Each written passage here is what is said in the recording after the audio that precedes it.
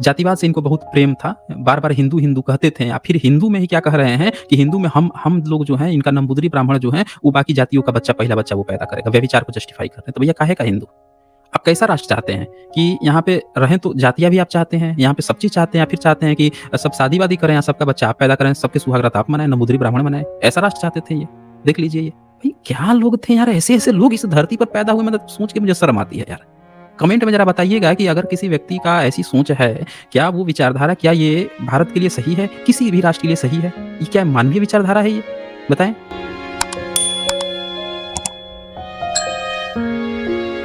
नमस्कार दोस्तों, स्वागत है आप सभी का अनटोल्ड हिस्ट्री में। सावरकर और गोलवरकर, इन दोनों को भारतीय समाज में चुनमंगा गैंग क्रांतिकारी पेश कर रहा है, वीर पेश कर रहा है।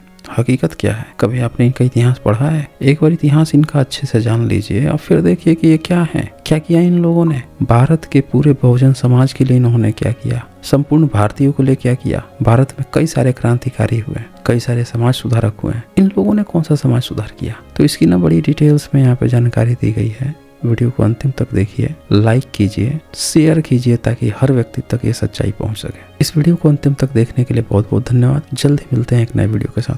बहुत बहुत शुक्रिया आप सभी का। तो यहाँ पे देश आज़ाद होने पर 2-3 नाम बड़े गूंजते हैं, जैसे गोलवलकर, सावरकर, इस तरह के नाम गुजरते हैं। और ये लोग हिंदुइज़्म खड़ा करना चाहते थे। और एक गांधी थे, गांधी का अपना, उनका हिंदू और हिंदुइज़्म था, सबके अपने-अपने थे। लेकिन आज का जो भारत खड़ा है, वो बाबा साहब का भारत खड़ा है यहाँ। तो हम लोग आज चर्चा करेंगे, क्योंकि मैं देख रहा हूँ कि काफ़ी समय से बहुत सारे लोग ये जानना चाह रहे थे। अभी हाल ही में एक मुद्दा गरमाया था कि ये गोलवलकर जो हैं, इन्होंने एक किताब लिखी थी, बंच ऑफ थॉट। तो उस पर भी सवाल खड़े हो रहे थे और कहा जा रहा था कि क्या वो नफ़रती बुक है कि नहीं है। सावरकर पर हम लोग एक बार स्ट्रीम कर ही चुके हैं। हम देख चुके हैं कि सावरकर खुद को मानते थे कि इनके पूर्वज विदेश से आए हैं। ईरान को ये मानते थे कि वहाँ से कभी ये लोग आए हैं, पूरी दुनिया भी मानती है और ये भी उस बात से सहमत है। तो गोलवलकर जो हैं, इनको ये मुद्दा छाया हुआ है और लोगों में बड़ा कन्फ्यूजन है गोलवलकर को लेकर। इवन जो इनके फॉलोवर हैं, वो तक नहीं जानते हैं, क्योंकि जो बताने वाले हैं, वो लोग ज़्यादा स्टडी करते नहीं हैं। और जो बताने वाले हैं, वो कुछ भी थोड़ा-मोड़ा तोड़-मोड़ कर बता देते हैं, और जो अनुयायी हैं, उनको ऐसा लगता है कि जो बताया जा रहा है वही सही है। तो सबसे बेहतर होगा कि इनकी किताबें ही हम ओपन कर लें और ओपन करके देखें कि वास्तव में इन लोगों की क्या विचारधारा थी। जैसे बाबा साहब की जब आप किताबें पढ़ते हैं, तो आपको बाबा साहब की विचारधारा झलकती है। मैं नास्तिक क्यों हूँ, भगत सिंह की जब आप पढ़ते हैं, तो उनकी विचारधारा झलकती है। तो हर व्यक्ति की विचारधारा जो है उसकी किताबों से, और ये एंशिएंट स्क्रिप्चर्स की तरह तो है नहीं कि कोई ये कह दे कि भाई मिलावट हो गया, तो कोई ये कह दे कि भाई खो गया था, किसी दूसरे ने लिख दिया, ये कर दिया। ये लोग तो करंट के लोग हैं, तो एज इट इज़ जो जो उन्होंने लिखा है वो सारी चीज़ें आपको मिल जाएगी। तो ऐसे में गोलवलकर जो हैं, इन्होंने एक किताब लिखी थी 1939 में, वो पब्लिश्ड भी हुई थी। किताब बहुत ज़्यादा चर्चित हुई थी, लेकिन आज की डेट में उस किताब को गायब कर दिया गया। किताब को गायब करने, आप समझ सकते हैं, एक व्यक्ति जिसका इतना चर्चा है और वो व्यक्ति की एक किताब ही गायब कर दी गई। लेकिन बहुत सारे लोग हैं, वो क्या करते हैं कि कुछ-कुछ प्रतियाँ बचा ले जाते हैं। तो उन्होंने एक प्रति जो है, कुछ लोगों ने बचा ली थी और फिर उसको दोबारा 2006 में उसको पब्लिश्ड किया गया। किताब का नाम था वी और आवर नेशनहुड डिफाइंड। ये 1939 में एम.एस. गोलवलकर जो हैं, वो थे इसके लेखक थे। फिर द मिल्ली गज़ट जो है 2006 में इसको दोबारा लिखा गया है। मैं आज आप लोगों को दिखाऊंगा, कुछ ऐसे पॉइंट्स दिखाऊंगा गोलवलकर के विचारधारा क्या थी, वो कैसा भारत चाहते थे। भारत वो लोग नहीं कहते थे, बेसिकली वो लोग हिंदुस्तान कहते थे। हिंदुस्तान क्यों कहते थे, जबकि ये लोग ब्राह्मण थे। ये ब्राह्मण थे, फिर भी ये हिंदुस्तान क्यों कहते थे। साथियों, जैसा कि आप जानते हैं, यहाँ पे जो भी प्रेजेंटेशन होती हैं, डिबेट्स होती हैं, या फिर जो भी बातें होती हैं, इनका उद्देश्य साइंटिफिक टेम्परामेंट को इंकरेज करना है। अगर कोई कॉलर आता है, वो अपनी बातें रखता है, तो ये उनकी जिम्मेवारी होती है। दोस्तों, मैं आप सभी से कहूँगा कि आप लोग इस वीडियो को ज़्यादा से ज़्यादा शेयर करें, क्योंकि इस वीडियो में मैं आप लोगों को कुछ चौंकाने वाली बातें बताऊँगा। इवन मैं आप लोगों को शिवाजी के द्वारा लिखा हुआ एक लेटर भी दिखाऊँगा, पढ़ के सुनाऊँगा, बेसिकली आप लोगों को दिखाऊँगा। और छत्रपति शिवाजी के बारे में आप जानते ही हैं कि लोगों में कितना प्यार उमड़ता है छत्रपति शिवाजी को लेकर। छत्रपति शिवाजी को लेकर काफ़ी लोग बहुत ज़्यादा भावुक होते हैं। उनके लेटर जो है वो भी इन्होंने, जो गोलवलकर थे, इन्होंने अपनी जो बुक थी उसमें कवर किया है। उन्होंने बाकायदे लिखा है। हालाँकि 1-2 शब्द जैसे हिंदू या इस तरह के शब्दों का इन्होंने प्रयोग किया है क्योंकि ये उनकी लिखावट है। फिर भी मैं वही लेटर आप लोगों को पढ़ के सुनाऊँगा कि गोलवलकर ने क्या लिखा था शिवाजी के लेटर को। पूरा वो लेटर ही, उसका अनुवाद भी कर दिया गया है, हिंदी अनुवाद, और आप लोग देखेंगे। तो ये वीडियो को ज़्यादा से ज़्यादा शेयर कीजिए ताकि ये जो खबर है वो ज़्यादा से ज़्यादा दूर तक पहुँचे। और उस लेटर का क्या निष्कर्ष निकलेगा वो बहुत ज़्यादा इम्पोर्टेंट है दोस्तों। इसलिए भी इम्पोर्टेंट है क्योंकि आज की डेट में ये, चाहे गोलवलकर हों या सावरकर हों, ये हिंदुत्व की राजनीति हो रही है, हिंदुइज़्म की राजनीति हो रही है। तो शिवाजी का क्या जो भारत था या वो क्या देखते थे या उनके लेटर से क्या ज़ाहिर होता है वो भी जानना ज़रूरी है। तो सबका आपको एक मिल-जुल कर एक काफ़ी अच्छा आपको चीज़ें पता चलने वाली है, इन्फॉर्मेशन पता चलने वाली है। अच्छा, इन सब से शुरू करने से पहले मैं बाबा साहब कैसा भारत चाहते थे वो मैं आपको दिखा देता हूँ। ये हमारे देश का, भारत का कॉन्स्टिट्यूशन है, प्रियम्बल यानी उद्देशिका। तो बाबा साहब ऐसा चाहते थे भारत, एक बार मैं पढ़ देता हूँ ताकि आप लोगों को आइडिया लग जाए कि बाबा साहब का भारत कैसा चाहते थे। हम भारत के लोग भारत को एक संपूर्ण प्रभुत्व संपन्न समाजवादी पंथ निरपेक्ष लोकतंत्रात्मक गणराज्य बनाने के लिए तथा उनके समस्त नागरिकों को सामाजिक, आर्थिक और राजनैतिक न्याय, विचार, अभिव्यक्ति, विश्वास, धर्म और उपासना की स्वतंत्रता, प्रतिष्ठा और अवसर की समता प्राप्त कराने के लिए तथा उन सब में व्यक्ति की गरिमा और राष्ट्र की एकता और अखंडता सुनिश्चित करने वाली बंधुता बढ़ाने के लिए दृढ़ संकल्प होकर अपनी इस संविधान सभा में आज तारीख 26 नवंबर 1949 ईस्वी को एतद द्वारा इस संविधान को अंगीकृत, अधिनियमित और आत्मार्पित करते हैं। तो ये बाबा साहब का कॉन्स्टिट्यूशन का जो प्रियम्बल है, बाबा साहब ऐसा चाहते थे जिसमें इन्होंने सबको अधिकार दिए हैं। ये देखें, सब समस्त नागरिकों को क्या कहा इन्होंने, हम भारत के लोग, the people of India, we the people of India. उन्होंने सबको भाई माना, हम भारत के लोग, और ये कह दिया कि हमारा देश जो है वो समाजवादी होगा, प्रभुता संपन्न होगा, पंथ निरपेक्ष होगा, लोकतांत्रिक गणराज्य होगा, और ये कह दिया सामाजिक, आर्थिक, राजनीतिक न्याय, सबकी अभिव्यक्ति का भी अधिकार दिया, विश्वास, धर्म और उपासना सबकी स्वतंत्रता दिया। तो ये बाबा साहब का, वो ऐसा भारत चाहते थे। तो बाबा साहब का देख लिया आप लोगों ने। अब आ जाते हैं हम लोग थोड़ा गोलवलकर जी के बारे में जान लें, क्योंकि बहुत सारे लोगों को उनके बारे में डाउट है। बहुत सारे लोग जानना चाहते थे कि भाई उनकी क्या सोच थी, गोलवलकर कैसा हिंदुस्तान या कैसी चीज़ चाहते थे। तो ये मैं दिखा देता हूँ आप लोगों को। उनकी लिखी हुई किताब जो है वो गायब कर दी गई थी, बड़ी मुश्किल से दिल्ली में रिप्रिंट किया गया है और 2006 में, और फिर उसका अनुवाद किया गया है जो सबके सामने अभी अवेलेबल है। ये किताब थी वी और our nationhood defined, M S. Golwalkar. और ये हम या हमारी राष्ट्रीयता की परिभाषा, माधवराव सदाशिव राव गोलवलकर। इसमें जो है ये पब्लिकेशन ये छपा था। ये आ जाते हैं हम लोग पॉइंट पे आ जाते हैं कि वो कैसा चाहते थे। सबसे पहले मैं लेटर दिखा देता हूँ, क्योंकि आज की राजनीति हिंदुत्व पे आधारित हो गई है। तो शिवाजी को प्रचार किया गया है कि वो एक हिंदू राष्ट्र बनाना चाहते थे। सभी लोगों ने खूब प्रचार किया है कि हिंदुत्व के सबसे बड़े समर्थक थे, हिंदू राजा थे और ये थे। तो उनका एक लेटर जो है इसी बुक में, जो माधवराव सदाशिव गोलवलकर है, उन्होंने दिया है। अब उन्होंने इस लेटर में अपने हिसाब से, अपनी शब्दावली के हिसाब से कुछ चेंज किया है या नहीं किया है, मैं आप लोगों को पढ़ के सुना देता हूँ और आपको ऐसा लगेगा कि भाई शिवाजी जो हैं वो खुद उन्होंने लिखा है। छत्रपति शिवाजी का खुद लिखा हुआ, उनकी कैसी सोच थी इस लेटर को पढ़ के आपको पता चल जाएगी। ये जय सिंह को उन्होंने, शिवाजी ने पत्र लिखा था। क्या लिखा था, लाइन बाय लाइन मैं पढ़ देता हूँ, किसी को भी संदेह नहीं रह जाएगा कि मैंने रत्ती भर भी कुछ मिलावट किया। लिखते हैं, हे सरदारों के सरदार, राजाओं के राजा, भारत के बगीचे के आम्र वृक्षों के व्यवस्थापक, रामचंद्र की चेतना और हृदय के अंश, तुम्हारे ही कारण राजपूतों का सर ऊंचा करके रहते हैं। बाबर के वंश की शान तुम्हारे ही कारण आज सर्वशक्तिशाली है, और यह उसकी खुशकिस्मती है कि उसे तुम्हारी सहायता मिली है। हे जैसा, जिसका भाग्य हमेशा युवा है और बुद्धि हमेशा प्रौढ़, कृपया शिवा का प्रणाम और आशीष स्वीकार करें। जगत नियता आपकी रक्षा करे, वह आपको धर्म का रास्ता दिखाए जो न्याय संगत है। यहाँ तक अभी तक आपको किसी भी ईश्वर का नाम नहीं मिला है, ये ध्यान दीजिएगा। जो शिवा कहा है उन्होंने, शिवा का प्रणाम, तो उनका नाम ही शिवा था, हम लोग जी लगाते हैं, शिवा जी। तो इन्होंने कहा, किसको लिख रहे हैं? जयसिंह को लिख रहे हैं। जयसिंह कौन है? तो वो जो औरंगजेब है उसका वो सेनापति है, राजपूत है, और जो उसके साथ हाथ मिला लिया है, जो औरंगजेब के साथ, मुगलों के साथ हाथ मिला लिया है, उनके लिए लड़ाई लड़ता है।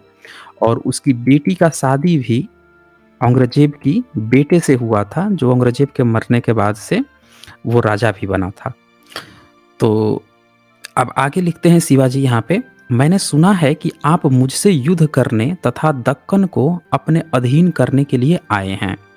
आपकी इच्छा है कि इस जगत में आप अपना चेहरा हिंदुओं के हृदय और नेत्रों से निकले रक्त से आभा मंडित करें। ध्यान दीजिएगा इस चीज़ पे, क्या कह रहे हैं कि आपकी इच्छा है, मतलब आप चाहते हैं कि जो हिंदू यहाँ पे शब्द प्रयोग किया गया है, मैंने जानता कि उस समय की जो शब्दावली थी उसमें हिंदू प्रयोग किया गया है कि नहीं, क्योंकि ये गोलवलकर का लिखा हुआ है। तो कहते हैं कि हिंदुओं के हृदय और नेत्रों से निकले रक्त से आभा मंडित करें, लेकिन आप नहीं जानते कि आपका चेहरा काले रंग से रंगा है, क्योंकि उसकी वजह से यह देश और धर्म खतरे में है। अगर आप एक क्षण के लिए विचार करें और अपने हाथों और अपनी शक्ति का ख्याल करें, तो आपको यह पता चलेगा कि किससे रक्त से आभा आएगी और इस दुनिया तथा उसके बाद की दुनिया में चमक का रंग क्या होगा। फिर आगे ये लिखते हैं, इसके अलावा अगर आप स्वयं अपने लिए दक्कन को जीतने आए होते तो मेरी आंखें और मेरा सिर आपके पैरों तले कुचले जाने के लिए जमीन पर पड़े होते। मतलब ये कह रहे हैं कि अगर राजपूत राजा खुद यहाँ पे आते दक्कन को जीतने के लिए, तो मेरा सिर, शिवाजी का सिर जो है उसके पैरों के तले कुचले जाने के लिए जमीन पर पड़े होते। मैं अपनी पूरी सेना के साथ आपके घोड़े के सामने हाजिर हो जाता और इस कोने से उस कोने तक यह पूरा देश आपके हवाले कर देता। ये शिवाजी कह रहे हैं उसको, जय सिंह को। लेकिन असल में आप औरंगजेब और उन तमाम लोगों के उकसावे पर आए हैं जो हिंदुओं को नष्ट कर देना चाहते हैं। तो यहाँ आप देख रहे हैं कि एक राजपूत राजा जो है वो ही आ रहा है यहाँ पे, जो भारत के अन्य जो राजा थे उन पर हमला करने के लिए मुस्लिम का साथ वो दे रहा है। यानी कि उस समय हिंदू मुसलमान का कंसेप्ट नहीं था। इससे ये पता चलता है कि राजपूत भी खुशी खुशी मुस्लिमों के साथ मिलकर इस देश पर शासन करते थे और यहाँ के लोगों को मारते पीटते थे। आज भी राजनीति में आप देख सकते हैं कि बहुत सारे हिंदुत्ववादी जो संगठन हैं उनके साथ बहुत सारे मुस्लिम लोग भी खड़े रहते हैं, और बहुत सारे मुस्लिम लोग हैं उनके साथ कुछ न कुछ हिंदू लोग भी खड़े रहते हैं, नेता वगैरह। यही चीज़ उस समय भी थी, इससे ये पता चलता है साथियों। आगे ये लिखते हैं, मैं नहीं जानता कि मैं किस तरह आपका सामना करूंगा। अगर मैं आपका साथ देता हूं तो इसमें कोई मर्दानगी नहीं होगी, क्योंकि बहादुर पुरुष अवसरवादी नहीं होते। शेर लोमड़ी की नीति का पालन नहीं करता। या यदि मैं अपनी तलवार और खड़ग उठा लूं तो दोनों ओर के हिंदुओं का नुकसान होगा। अब ये ध्यान दीजिएगा इस चीज को। शिवाजी जयसिंह से कह रहे हैं कि औरंगजेब के कहने पर या उसके उकसाने पर आप तो लड़ने आ रहे हो हम लोगों से, अगर मैं भी तलवार उठा लूं, खड़ग उठा लूं, तो दोनों तरफ हिंदू ही मारे जाएंगे, क्योंकि हिंदू ही हिंदू यहाँ लड़ाई कर रहे हैं। एक जो दूसरा सो कॉल्ड हिंदू या सो कॉल्ड जो राजपूत हैं वो औरंगजेब की तरफ से आ रहा है लड़ने के लिए। बड़ा दुख यह है कि मुसलमानों के रक्त की प्यासी मेरी तलवार किसी और उद्देश्य के लिए म्यान से निकले। यदि तुर्क यह युद्ध लड़ने आए होते तो वास्तव में शिकार खुद इस शेर के सामने आ गया होता। क्योंकि वे मनुष्य के वेश में राक्षस हैं, जिसमें न तो कोई अन्याय है न धर्म, और वे पापी हैं। जब अफजल खान उसका प्रभुत्व स्थापित नहीं कर सका और शाइस्ता खान भी कोई बेहतर स्थापित नहीं हुआ, तो आपको मुझसे लड़ने के लिए भेज दिया गया, क्योंकि औरंगजेब खुद को मुझसे लड़ने के सक्षम नहीं समझता। उसकी इच्छा है कि हिंदुओं में कोई शक्तिशाली व्यक्ति जीवित न बचे। शेर आपस में लड़ते रहें और अपंग हो जाएं, ताकि लोमड़ी जंगल पर राज कर सके। ऐसा कैसे है कि उसकी यह गुप्त नीति आपको साफ-साफ नहीं दिखाई देती? यह स्पष्ट है कि आप उसके जादू के प्रभाव में आ गए हैं। यानी कि यहाँ साफ-साफ देख रहे हैं कि राजपूत राजा जो है वो मुस्लिम शासक के लिए हाथ से हाथ, कंधे से कंधा मिलाकर लड़ाई कर रहे हैं। यानी हिंदू-मुसलमान का कांसेप्ट उस समय नहीं था। यहाँ पे आप लोगों को ये बात समझ में आ रहा होगा। यहाँ शिवाजी भी ये बात सीधे-सीधे लिख रहे हैं कि आप अगर आए होते तो मैं आपके साथ पूरे भारत को आपके लिए दे देता, आपके हवाले कर देता। ये भी बात वो कह रहे हैं। यानी कि जय सिंह एक काफ़ी अच्छा खासा शक्तिशाली भी राजा था, फिर भी वो मुस्लिम के साथ उनके लिए लड़ रहा था। आपने इस दुनिया में बहुत कुछ अच्छा-बुरा देखा है। आपकी ज़िंदगी के बगीचे में फूल और काँटे दोनों काँटे हैं। यह उचित नहीं कि हम दोनों से युद्ध करें और हिंदुओं को मौत के घाट उतारें। जीवन में इतनी बुद्धिमत्ता हासिल कर लेने के बाद यह उचित नहीं है कि आप बचपना प्रदर्शित करें, बल्कि आप शेख सादी की वह कहावत याद करें कि घोड़े को हर रास्ते पर नहीं दौड़ाया जा सकता। बाज़ वक़्त बहादुरी का बेहतर हिस्सा विवेक होता है। चीता, हिरण और दूसरे जानवरों पर हमला करता है, वह कभी शेर से भ्रातृ हत्या करने वाले युद्ध में नहीं उलझते। मतलब शिवाजी बोल रहे हैं कि मुझसे उलझो मत, हम दोनों शेर हैं। अगर आपकी तेज धार तलवार में सच में आन है, अगर आपके उत्साह भरे घोड़े में सच्ची भावना है, तो आप उन पर हमला कीजिए जो धर्म के शत्रु हैं, और इस्लाम की जड़ों और शाखाओं को काट फेंकिए। अगर दारा शिकोह इस देश का राजा बना होता, तो उसने अपनी दया और स्नेह से पाला होता। मतलब शिवाजी भी इस बात के समर्थक थे कि जो दूसरा मुस्लिम था, जो उसका बड़ा भाई था औरंगजेब का, दारा शिकोह, वो अगर राजा बनता तो स्थितियां बेहतर होती। यानी कि शिवाजी को भी मुस्लिमों से कुछ खास दुश्मनी नहीं थी। वो भी इस बात के हिमायती थे कि अगर मुस्लिम अच्छा है, शासक है, और दारा शिकोह वगैरह जैसे मुस्लिम अगर शासन कर रहे हैं, तो मुझे कोई बहुत बड़ी दिक्कत नहीं है। वो इस बात की हवाला भी दे रहे हैं यहाँ पे कि अगर दारा शिकोह इस देश का राजा बना होता, तो उसने अपनी जनता को दया और स्नेह से पाला होता। देखें, लेकिन आपने जसवंत सिंह को धोखा दिया। ये कह रहे हैं कि आपने जसवंत सिंह को धोखा दिया। किसने? तो जय सिंह ने। आपने पहले अपने दिल में सही गलत के बारे में नहीं सोचा। आप एक लोमड़ी की भूमिका निभाकर संतुष्ट नहीं हुए और यहाँ शेरों से लड़ने चले आए। क्या मिलता है आपको इस तरह दिन रात भागते रहने और मेहनत करने के बदले? आपकी इच्छाएं आपको एक मृग मरीचिका की तरफ ले जा रही है, यहाँ तक कि आप उस कमीने जीव की तरह हैं। अब शिवाजी यहाँ पे उसको समझाते समझाते उसकी क्लास भी लगा रहे हैं। कह रहे हैं कि यहाँ तक आप उस कमीने जीव की तरह हैं जो अपनी भरपूर कोशिश करके एक सुंदर नवयौवना पर कब्जा करता है, लेकिन सौंदर्य के बगीचे के उस सुंदर फल को खुद चखने की जगह वह अपने शत्रु को सौंप देता है। आप उस नीच व्यक्ति की दया पर पलकर गर्वान्वित कैसे हो सकते हैं? क्या आप जानते हैं कि जोहार सिंह को अपनी सेवाओं का क्या इनाम मिला? क्या आप जानते हैं कि किन-किन तरीकों से उसने राजकुमार छत्रसाल के सामने आपदाएं पैदा की? क्या आप जानते हैं कि उस आदमी ने दूसरे हिंदुओं पर कितनी आपदाएं लादी हैं? मुझे विश्वास है कि आपने खुद को उसके साथ जोड़ लिया है और अपने परिवार का स्वाभिमान उसके चरणों में बिछा दिया है। लेकिन उस जाल का क्या महत्व है जिसमें आप उस राक्षस के लिए फंसे हुए हैं? जिस बंधन में आप बंधे हुए हैं, वह उस रस्से से मजबूत नहीं जिसमें वह अपने सिर को बांधता है। अपने उद्देश्यों को हासिल करने के लिए वह अपने भाइयों को खून बहाने में या अपने पिता की हत्या करने में भी नहीं हिचकिचाता। या यदि आप अपनी निष्ठा की बात करते हैं, तो याद कीजिए कि आपने शाहजहां के साथ क्या व्यवहार किया था। तो ये यहाँ पे एक चीज़ और देखें, एक और यहाँ पे पोल पट्टी खोल रहे हैं। शिवाजी कहते हैं कि जयसिंह से कि आपने शाहजहां के साथ क्या व्यवहार किया था। यदि ईश्वर ने आपको कोई बुद्धि दी है, या अगर आप अपने लिए अपनी मर्दानगी या पुरुषत्व पर कोई गौरव करना चाहते हैं तो अपनी तलवार को उस देश के दुखों की भट्ठी में दहकाइए जिस पर आपका जन्म हुआ और अत्याचार से पीड़ित दुखियारों के आंसू पोंछ डालिए। यहाँ ध्यान दीजिएगा कि यहाँ पे जो शब्द आया है, यदि ईश्वर ने आपको कोई बुद्धि दी है तो शिवाजी ने ये नहीं कहा कि मेरा कोई ईश्वर है, या राम ने, या कृष्ण ने, या भवानी ने, या दुर्गा ने, किसी का नाम नहीं लिया है यहाँ पे।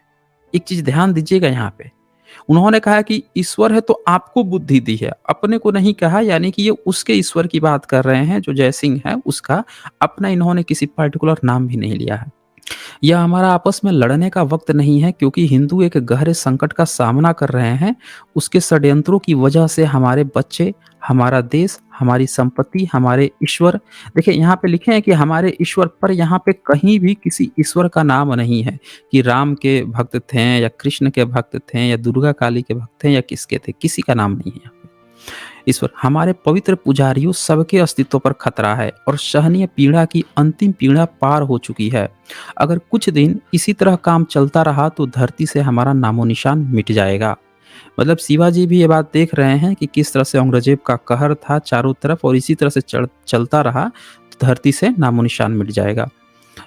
यह बड़े आश्चर्य का विषय है कि मुट्ठी भर मुसलमान इस विशाल देश पर कब्जा जमा ले। देखें, ये बात भी शिवाजी ने यहाँ पे कही है कि उस समय मुस्लिमों की संख्या कम थी, लेकिन फिर भी वो पूरे विशाल जो देश था, भारत जो था, उस पर कब्जा करके बैठे हुए थे। यह प्रभुत्व उनकी किसी बहादुरी की वजह से नहीं है। अगर आपके पास देख सकने वाली आंखें हैं तो देखिए, वो ये भी कह रहे हैं कि वो बहुत ज़्यादा बहादुर हैं, मुट्ठी भर हैं, इसलिए नहीं कब्जा किए हैं, बल्कि यहाँ के गद्दार जो हैं उनको सीधे-सीधे बोल रहे हैं, इस जगह इस कारण से हम लोग गुलाम हैं। अब ये कौन-कौन गद्दारी करता था, ये भी आप यहाँ पे आपको सामने आ सकता है।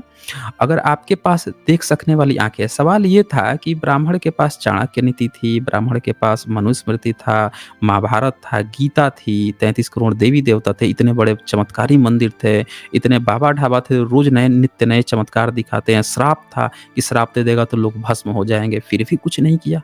शिवाजी लड़ रहे हैं, शिवाजी लड़ रहे हैं, राजपूत लोग उनकी सहायता कर रहे हैं औरंगजेब की। इस लेटर से तो कम से कम यही पता चल रहा है। और ब्राह्मण तब क्या कर रहा था, सारे भारत के ब्राह्मण क्या कर रहे थे उस समय? भाई, ब्राह्मण के पास मैदान में लड़ाई करने नहीं जाएगा तो उसके पास परशुराम है, परशुराम की तरह खड़ा हो जाएगा। तो परशुराम की तरह खड़ा तो हो जाएगा क्षत्रियों को मिटाने के लिए, लेकिन मुस्लिमों को मिटाने के लिए तो कभी नहीं खड़ा हुआ। ये बड़ा, इस लेटर को पढ़ के आपको 2-3 बातें ध्यान में देनी होगी कि वो किसी भी देवी-देवता का इसमें नाम नहीं लिए हैं। प्लस उन्होंने कभी भी जो यहाँ पे मेंशन की है, तो ये ब्राह्मणों वाला जो पोर्शन है वो कहीं आ नहीं रहा है कि कोई ब्राह्मण राजा भी उनसे लड़ने गया हो मुस्लिमों से, कहीं भी नहीं आ रहा है। और क्या देखें यहाँ पे, कैसे वक्त के साथ उनके चेहरे की रंगत बदलती है, वह हमारी जंजीरें हमारे पाँवों में बांध देते हैं, वह हमारी ही तलवारों से हमारे सिर धड़ से अलग कर देता है। तो इस तरह से जो है उन्होंने और भी बहुत सारी बातें लिखी हैं, लेकिन कहीं भी उन्होंने ये सारी बातें जो हैं उनकी ही लिखी हुई हैं, इस लेटर का ही है। और लास्ट में वो लिखते हैं यहाँ पे, और अगर मेरा यह पत्र आपको प्रभावित नहीं कर सका तो मैं वास्तव में आपकी सेना का सामना अपनी तलवार से करने के लिए तैयार हूँ। कल जब सूर्य आपका अपना चेहरा शाम के बादलों में छुपाएगा तो मेरी तलवार का उदीयमान चंद्रमा अपनी रोशनी बिखेरेगा। बस इतना ही ईश्वर आपका सहायक हो। तो यहाँ फिर से आप देख रहे हैं कि उनका जो कहीं भी कोई हिंदुत्व की चाशनी नहीं है, और न ही उन्होंने कहीं पे ऐसा कुछ कहा है कि वो किसी पर्टिकुलर गॉड वगैरह को मानते थे। ये चीज़ यहाँ पे सभी लोग ध्यान दीजिएगा। अब यहाँ पे ये जो लेटर पढ़ा गया ना, इसका नोट्स जो है वो शमसुल इस्लाम जो हैं, ये इतिहासकार हैं, बहुत फेमस इतिहासकार हैं भारत के। इनका सबसे ज़्यादा स्टडी जो है गोलवलकर और सावरकर, इन पर सबसे अच्छा रिसर्च इन्हीं का है। इन्होंने कई सारी किताबें लिखी हैं। संघ पे, आरएसएस जो है उस पे इनका सबसे ज़्यादा स्टडी है, पूरा रिसर्च उन्होंने किया है, बहुत अच्छी-अच्छी खूबसूरत किताबें लिखी हैं, पूरे ऑथेंटिक सबूतों के साथ इन्होंने लिखा है, आप सभी पढ़ सकते हैं। तो ये यहाँ पे नोट लिखते हैं, कहते हैं, ये पूरा लेटर शिवाजी सिवेनियर में अवेलेबल है। ये लिखते हैं, शिवाजी का औरंगजेब के मुख्य सेनापति जय सिंह को लिखा यह पत्र स्पष्ट करता है कि हिंदू औरंगजेब के साथ भी थे। मतलब कुल मिला के जो मैं आपसे बोल रहा था कि ऐसा नहीं था कि अब जय सिंह को आज की डेट में लोग कह सकते हैं कि गद्दार था कि उसने औरंगज़ेब का साथ दिया। पर अगर एक दूसरा परिप्रेक्ष्य देखें तो यहाँ से ये भी पता चल रहा है कि उस समय वो भी जो राजा था, राजपूत राजा था, शायद उसको ऐसा लग रहा था कि इस मुस्लिम के साथ रह के भी मैं कोई गद्दारी नहीं कर रहा हूँ। उसको ऐसा महसूस हो रहा था, तभी उसने साथ दिया होगा भई। ये पूरा परिप्रेक्ष्य समझने की ज़रूरत है। और जब ये परिप्रेक्ष्य आप समझ पा रहे हैं, तो दूसरा परिप्रेक्ष्य ये देख लीजिए कि भारत का पूरे ब्राह्मण जो थे, वो कभी मुगलों से लड़ने नहीं गए। कभी नहीं लड़ने गए वो। आप बता दीजिए कि आपको कब मिला? शिवाजी जब अपना बना रहे थे, राज्य बना रहे थे, इस लेटर को भी देखकर आपको लग रहा होगा कि शिवाजी चाहते थे कि महाराष्ट्र या वो जो क्षेत्र है वो आज़ाद रहें, उनके लोग वहाँ पे शासन करें, वो ऐसा चाहते थे। तो तब भी वहाँ पे महाराष्ट्र का एक भी ब्राह्मण, कोई उनकी सेना नहीं थी, कुछ भी नहीं थी जो मुगलों से लड़ रहा हो। ये तो शिवाजी बना दिए, छत्रपति शिवाजी बना दिए, उनके बेटे को फिर षड्यंत्र से इनको मारा, उनको मारा, अब बना-बनाया साम्राज्य जो है कब्ज़ा कर लिया, पेशवा बन गया। फिर बाद में भीमा कोरेगांव हुआ तो बहुजनों ने उसकी तो ऊपर से नीचे तक उसकी ससड़ी उखेड़ दी। तो ये चीज़ आपको यहाँ पे देखना पड़ेगा कि उस समय हिंदू मुसलमान का कांसेप्ट नहीं था। राजा भी इतना महसूस करते थे कि मुस्लिम के साथ वो कंफर्टेबल थे और उनके साथ मिलके राज वगैरह कर लेते थे। ये चीज़ यहाँ से इस लेटर से ये पता चलता है। आगे लिखते हैं, शिवाजी से लड़ने के लिए भेजी गई मुगल सेना का कमांडर एक राजपूत राजा था। जय सिंह की बेटी की शादी औरंगजेब के बेटे से हुई थी, जो औरंगजेब के बाद मुगल शहंशाह बना, शमसुल इस्लाम। तो ये यहाँ से मैंने लेटर आप लोगों को इसलिए दिखा दिया क्योंकि ये लेटर जो है इसी बुक में है और ये बुक का नाम है गुलवलकर की हम या हमारी राष्ट्रीय परिभाषा, एक आलोचनात्मक समीक्षा, शमसुल इस्लाम। बहुत खूबसूरत किताब है। इसको आप लोग पढ़ सकते हैं। गुलवलकर के बारे में जिसको भी जानना है, बहुत अच्छे से इन्होंने कवर किया है।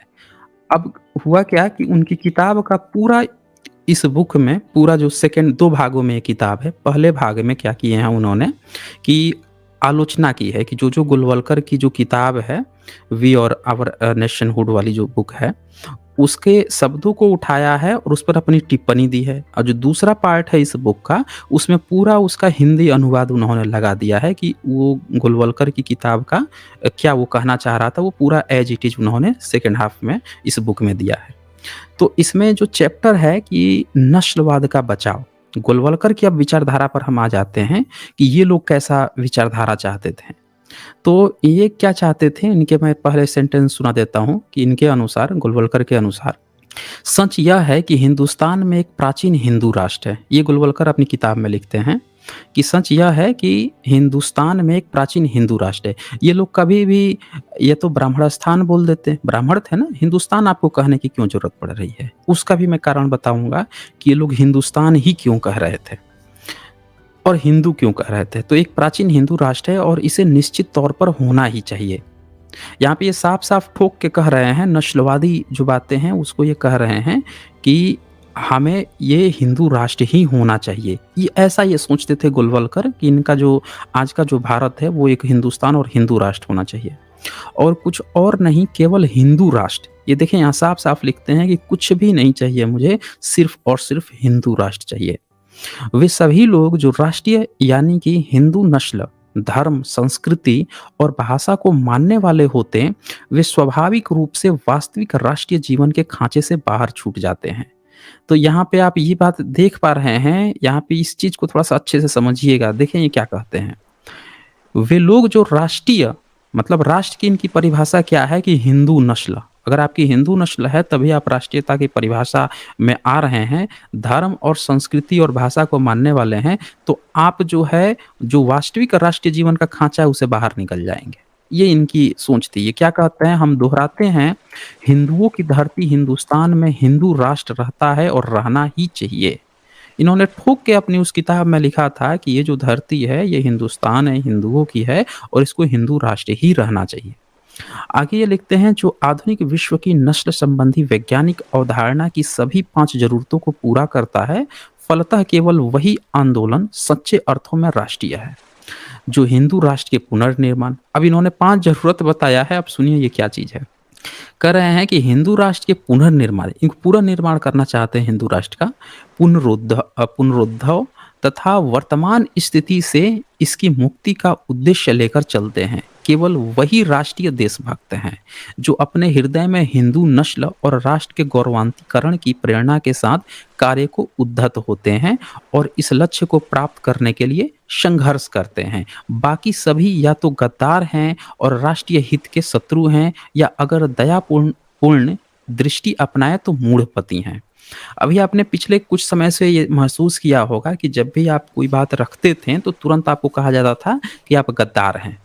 तो ये आप जब भी कोई अपनी जो सेकुलर बातें या जो यूनिवर्सल हम कह सकते हैं कि एक थिंकिंग होती है, वो जैसे बातें कोई भी रखता था या किसी दूसरे के हित की बात करता था या सबके हित की बात करता था, तो अचानक से एक आईटी सेल के लोग जो हैं वो इस तरह से खाका खींचते थे कि भाई ये सब गद्दार हैं, ये सारे के सारे गद्दार हैं। तो अब लोग सोचते थे कि यार भक्त अचानक से ऐसा बोल क्यों रहा है? क्यों हम लोग को गद्दार बोल रहा है? अभी तक तो नहीं बोल रहा था, अचानक से गद्दार क्यों बोलने लगता है? तो ये सारी प्रेरणा जो है इनको इस बुक से मिल रही थी, जो बुक अवेलेबल नहीं की गई है, लेकिन इसको डॉक्टर शमसूल जो हैं उन्होंने अवेलेबल कराया है, उसका पूरा हिंदी अनुवाद इस बुक में पड़ा हुआ है। अब यहाँ पे एक चीज़ समझने की ज़रूरत है, उन लोगों को पता था कि वो किस आइडियोलॉजी पे हैं, बाकी लोगों को नहीं पता था, क्योंकि हम लोग किताबें पढ़ना छोड़ चुके हैं, किताबें कम पढ़ते हैं, केवल थोड़ा-सा नेताओं से सुन लेते हैं, किसी दूसरे से सुन लेते हैं, हमें एक्चुअल आइडियोलॉजी पता नहीं होती है। और मेरा बार-बार कहना है कि कहीं न कहीं कोई भी बात जो है ना, वो कहीं न कहीं से आती है।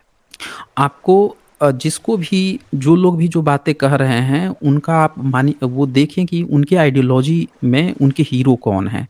फिर वो जो हीरो हैं, उनके स्टेटमेंट्स उठाइए, उनकी बुक्स उठाइए, तो कहीं न कहीं वो अपने हीरोज़ की बातों को ही दुनिया पे थोप रहे होते हैं। तो ये जो भी बात थी यहाँ पे सीधे-सीधे कह रहे हैं कि जो भी हिंदू नस्ल और राष्ट्र के गौरवान्तीकरण की प्रेरणा के साथ कार्य करता है, उद्यत होता है, उस लक्ष्य को प्राप्त करने के लिए संघर्ष करता है, सिर्फ़ और सिर्फ़ वही राष्ट्रीय देशभक्त है। इसीलिए देशभक्ति का पूरा ठेका जो है आपने देखा होगा कुछ समय से कुछ खास लोगों ने ले लिया था। क्यों? क्योंकि ये गोलवलकर जो है ना, उन्होंने अपनी किताब में लिखा था, उन्होंने जो आइडियोलॉजी बनाई थी, दरअसल ये आइडियोलॉजी फ़ॉलो हो रही थी। और सब लोग परेशान हैं कि यार भक्त ऐसा बोल क्यों रहा है? कहाँ से ऐसे बोल रहा है यार? तो ये आइडियोलॉजी दरअसल फ़ॉलो की जा रही थी। अच्छा, और इन्होंने ये भी लिख दिया कि बाकी सभी या तो गद्दार है, मतलब भारत में अगर कोई व्यक्ति अगर हिंदुइज़्म की नहीं बात कर रहा या हिंदू राष्ट्र के पुनर्निर्माण या उसकी बात नहीं कर रहा, तो उन सबको गद्दार, इनके मुँह खुले हुए थे, सबको गद्दार बोल रहे थे। आप देख लीजिए, ये सारी बात जो है गोलवलकर जो है लिख के गए हैं, इसीलिए ये सारी बातें प्रचारित की जा रही थी। अब भक्त जो हैं या अनुयायी जो हैं, जैसे बाकी लोग नहीं किताब पढ़ते हैं, वैसे वो भी नहीं पढ़ता है। तो ये पूरा प्रचार जो है आईटी सेल के माध्यम से किया जा रहा था। ये आप यहाँ से आपको क्लियर पता होगा, और इसीलिए ये किताब में फ्रीली जो है ये बुक नहीं अवेलेबल है। ये जो किताब है गोलवलकर की, एम एस गोलवलकर की, ये नहीं पता है वी और आवर नेशनहुड डिफाइंड, ये नहीं अवेलेबल है, लेकिन इसकी आइडियोलॉजी अवेलेबल कराई जा रही थी। चलें आगे बढ़ते हैं और देखें हम लोग गोलवलकर की क्या सोच थी, वो कैसा भारत चाहते थे। अब इस पर इन्होंने अपना टिप्पणी दिया है, जो डॉक्टर शमसूल हैं, उन्होंने अपना यहाँ पे टिप्पणी दिया है कि भई यहाँ पे तो मुस्लिम भी रहते हैं, ईसाई भी रहते हैं, गैर हिंदू भी रहते हैं, तो क्या वो सब गद्दार हो गए या ये हो गए? इस तरह की पूरी बातें इन्होंने लिखी है। आगे आगे ये लिखते हैं कि अपने दृष्टिकोण को और स्पष्ट करने के लिए वे निम्नलिखित प्रश्न उठाते हैं। अब गोलवलकर जो हैं, उन्होंने ऊपर कह दिया कि सिर्फ़ और सिर्फ़ हिंदू राष्ट्र की, तो आगे अब वो क्या लिख रहे हैं, अगर निर्विवाद रूप से हिंदुस्तान हिंदुओं की भूमि है और यह केवल हिंदुओं ही के फलने-फूलने के लिए है, तो उन सभी लोगों की नियति क्या होनी चाहिए, जो इस धरती पर रह रहे हैं, परंतु हिंदू धर्म, नस्ल और संस्कृति से संबंध नहीं रखते। अब यहाँ पे देखें, इस चीज़ को समझिएगा। अब उन लोगों पे ये प्रश्न उठा रहे हैं कि जो इसी धरती पे रह तो रहे हैं, लेकिन हिंदू जो है उसकी संस्कृति को, धर्म की, नस्ल से संबंध नहीं रखते हैं। अब हिंदू कहने का मतलब आप ये मत समझ लीजिए कि एससी, एसटी, ओबीसी की बात चल रही है। समझ रहे हैं भाई? अगर ऐसा रहता तो जब एससी एसटी जो हैं पानी पीने से रोक दिया गया तो भैया पूरे इस धरती पर रह रहा है, उसको कौन है जो जिसको पानी पीने से रोक दिया गया उसकी भी चर्चा होती। वो कौन लोग हैं जो हिंदू जिनको तो कहा तो जा रहा है लेकिन मंदिर में नहीं घुसने दिया जा रहा, उसकी भी चर्चा होती। तो यहाँ पे वो सब नहीं चर्चा है, ये चीज़ ध्यान दीजिएगा। अब यहाँ पे ये कह रहे हैं कि हिंदू, परंतु हिंदू धर्म नस्ल और संस्कृति से संबंध नहीं रखते, यानी कि यहाँ पे बहुजन वर्ग को भी टारगेट किया गया है, क्योंकि बहुजन वर्ग जो है उसको भी तो ये पिछड़ा मान रहे थे, उसको भी तो मार पीट के रखते थे, मंदिर में नहीं घुसने देते थे, पानी नहीं पीने देते थे। मनुस्मृति में लिखा था कि अगर ब्राह्मण और इनके समक्ष बैठ जाए तो उसके चूतर कटवा लीजिए, राजा जो है उसका चूतर कटवा के देश से निकाला कर दे, ये मनुस्मृति में लिखा हुआ है। तो यानी कि बहुजन वर्ग को भी यहाँ पे हिंदू नहीं माना जा रहा है। इनकी बातों से ऐसा ही क्लियर, साफ क्लियर यहाँ पे स्पष्ट संदेश आ रहा है। और अभी क्या लिखते हैं, और वे स्वयं ही उत्तर देते हैं। ये प्रश्न रख दिया, अब उत्तर दे रहे हैं जहां तक राष्ट्र का प्रश्न है। अब क्या उत्तर देते हैं ये भी देख लीजिए भाई, इनका ही उत्तर सुन लेते हैं। कहते हैं वे सभी जो इस विचार की परिधि से बाहर हैं राष्ट्रीय जीवन में कोई स्थान नहीं रख सकते। मतलब जो भी इनका जो हिंदू नस्ल और संस्कृति है उससे जो भी नहीं रख रहा उसको भारत का अंग हो ही नहीं सकता है। मतलब जैसे पाकिस्तान जो निर्माण हुआ था जिसमें वो लोग जितने भी वहाँ के अल्पसंख्यक थे या तो उनको वो बना दिया, मुस्लिम बना दिया गया, या इतना ज़्यादा टैक्स दिया गया, या इतना परेशान किया गया, या उनकी बहू बेटियों का ऐसा इज्जत नीलाम किया गया कि वो लोग ज़िंदगी जीने के लिए तो मुस्लिम ही बन गए, या उनकी पीढ़ी ख़त्म कर दी गई। तो यहाँ भी वैसी ही संकल्पना ये चाहते थे कि हमारा एक ऐसा हिंदू स्थान हो, हिंदुस्तान हो, जहाँ पे कोई भी दूसरा मत पंथ ना हो और उनको रहने का यहाँ स्थान ही ना हो। ये आइडियोलॉजी थी गोलवलकर की। आगे ये लिखते हैं कि वे राष्ट्र का अंग केवल तभी बन सकते हैं जब अपने विभेदों को पूरी तरह समाप्त कर दें। राष्ट्र का धर्म उसकी भाषा एवं संस्कृति अपना ले, यानी जितने भी मुस्लिम हैं, सिख हैं, ईसाई हैं, जैन हैं, बौद्ध हैं, ये जितने भी लोग हैं, भारत के जितने भी लोग हैं, ये लोग क्या कर दें कि अपना पूरा अपना उनका आइडेंटिफिकेशन है उसको पूरी तरह से समाप्त कर दें।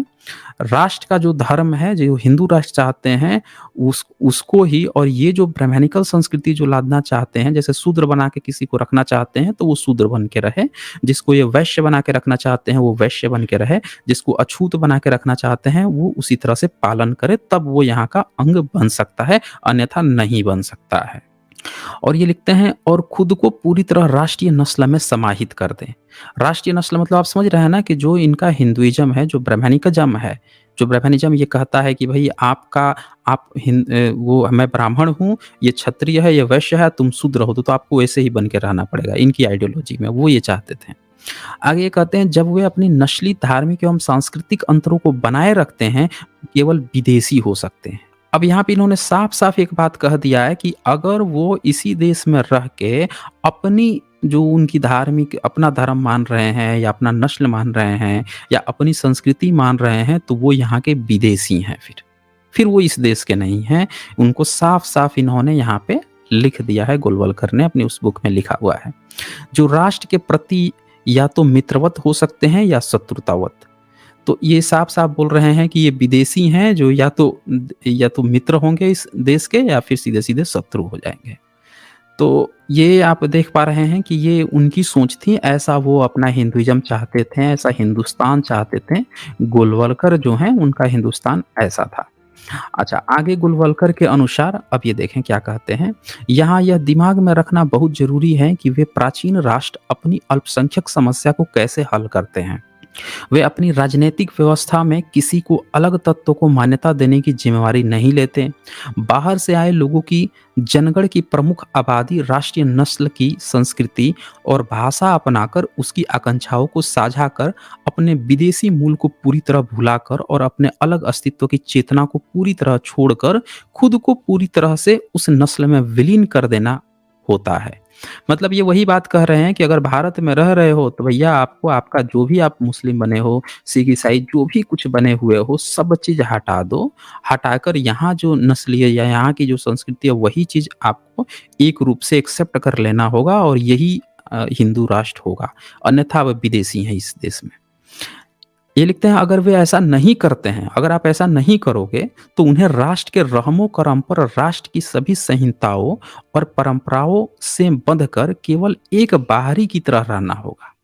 मतलब कह रहे हैं कि अगर नहीं करोगे तो भी यहाँ अगर रहते हो ना, तो ये हमारे राष्ट्र के रहमो-करम पर रहोगे, यहाँ के सारा संहिता और परंपरा में तब भी बंध के रहना पड़ेगा, लेकिन एक विदेशी की तरह यहाँ रहोगे, एक शरणार्थी की तरह यहाँ पे रह पाओगे तब।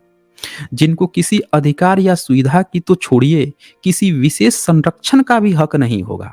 तो ये कहते हैं कि ये आपको अधिकार तो भूल ही जाओ, आपको संरक्षण भी नहीं मिलेगा। यानी आप मंदिर के घंटा की तरह रहोगे, जो हिंदू आएगा या जो ब्राह्मणिकल ब्राह्मणवादी आएगा आपको धर के बजाएगा, कोई संरक्षण नहीं मिलेगा और हक अधिकार तो भूल ही जाओ। मतलब ऐसा हिंदुस्तान, ऐसा इनकी जो आज का जो भारत है वो चाहते थे गोलवलकर। अच्छा, अब इसमें आगे क्या है कि अब यहाँ से बस विदेशी तत्वों के लिए बस 2 ही रास्ते हैं। मतलब अगर आप हिंदू नहीं हैं, आप विदेशी हैं, आपके लिए अब 2 ही रास्ते हैं, क्या हैं? या तो वे राष्ट्रीय नस्ल में पूरी तरह समाहित हो जाइए, यहाँ की संस्कृति को पूरी तरह अपना लें, या फिर जब तक राष्ट्रीय नस्ल उन्हें अनुमति दे, यहाँ उसकी दया रहे और राष्ट्रीय नस्ल की इच्छा पर वह देश कर छोड़ के चले जाए। तो ये यहाँ पे गोलवलकर साफ-साफ ऑप्शन दे रहे हैं कि अगर यहाँ हिंदू, मुस्लिम, ईसाई, सिख जो भी अगर कोई धर्म रहोगे हिंदू के अलावा बन के, तो आपके पास क्या है कि भैया या तो देश को छोड़ के चले जाओ, यहाँ से निकल लो अपना नस्ल-फ़स्ल लेके, और नहीं तो हमारे राष्ट्र की दया पर रहोगे तब तक जब तक हम तुम पर दया दृष्टि दिखा रहे हैं। ये इन्होंने यहाँ पे साफ-साफ लिखा हुआ है। अल्पसंख्यक समस्या पर भी यही पुख्ता विचार है। अब ये जो है अल्पसंख्यक की बात कह रहे हैं कि अल्पसंख्यक जो समस्या है पर यही एक पुख्ता विचार है। यही इकलौता तार्किक और सही समाधान है। बोल रहे हैं इसके अलावा कोई ऑप्शन नहीं है। एकमात्र यही तार्किक जो है हमारी सोच है, यही एकमात्र जो है समाधान भी है। इसके अलावा कोई समाधान नहीं है। केवल यही राष्ट्रीय जीवन को स्वस्थ तथा अबाधित रखेगा। केवल यही राष्ट्र में राज्य के भीतर राज्य पनपने के कैंसर के खतरे को राष्ट्र को सुरक्षित रखेगा। अब बोल रहे हैं कि अगर ऐसा होगा ना तभी हमारा राष्ट्र सुरक्षित रहेगा और तभी जो है हमारा राष्ट्र जो है किसी भी तरह के खतरे से बचा रहेगा। तो यहाँ पे आप साथियों देख पा रहे हैं, साफ-साफ देख पा रहे हैं कि जो गोलवलकर के बारे में जो लोग साथी बार-बार कह रहे थे कि सर गोलवलकर के बारे में स्ट्रीम कीजिए, उनकी कैसा सोच थी, उनको क्यों कहा जा रहा है कि वो नफ़रत बाँटते थे। तो ये आप देख सकते हैं कि उन्होंने अपनी बुक में इस तरह की बातें लिखी हैं, जो आज का जो हम लोगों का कॉन्स्टिट्यूशन है, बाबा साहब का जो भारत है, उसके ठीक उल्टा है।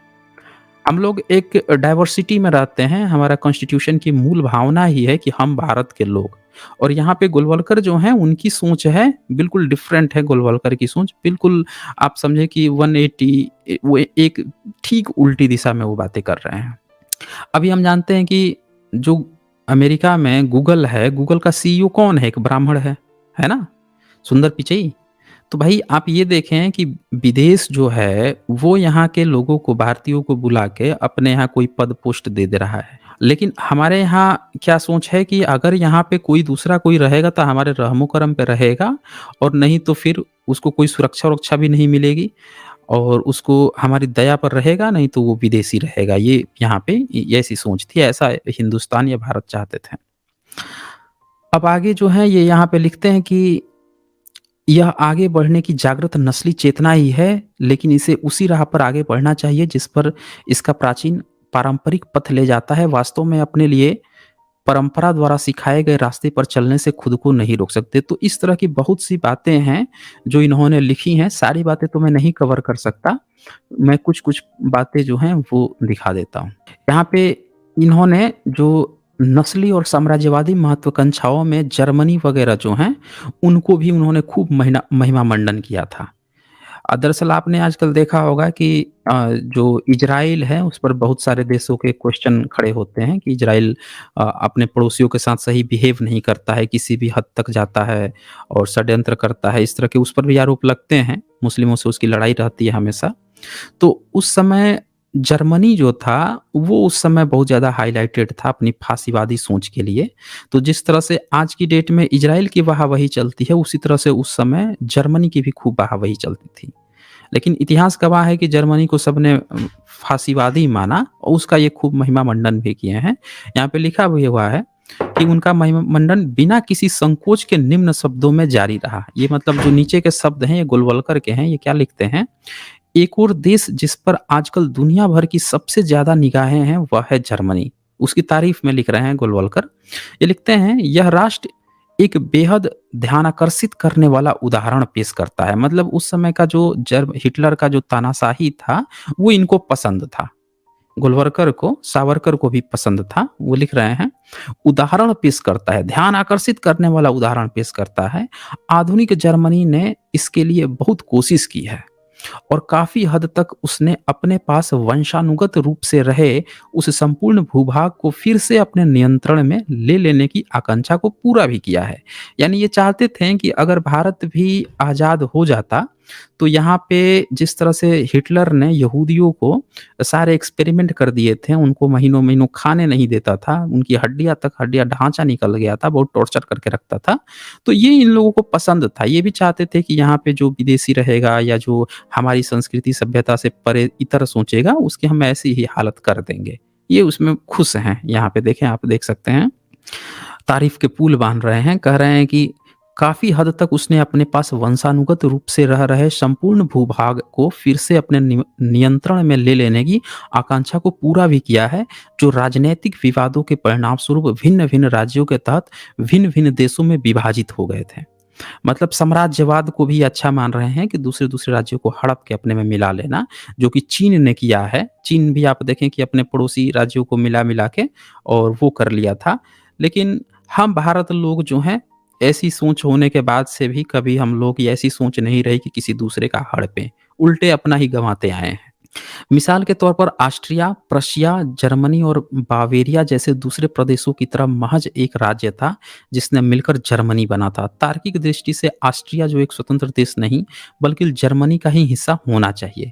अब ये वो कह रहे हैं कि ऑस्ट्रिया जो एक स्वतंत्र देश है उसको भी ये कह रहे हैं कि उसको उसको हड़प लेना चाहिए, जर्मनी को उसी का देश होना चाहिए। पूरी तरह से ये जर्मनी के सपोर्ट में थे। तार्किक दृष्टि से ऑस्ट्रिया को एक स्वतंत्र देश नहीं बल्कि जर्मनी का ही हिस्सा होना चाहिए। यही बात प्रथम विश्व युद्ध के बाद बने नए देश के चेकोस्लोवाकिया में भी शामिल किए गए उन हिस्सों पर भी लागू होती है जिनमें जर्मन आबादी थी।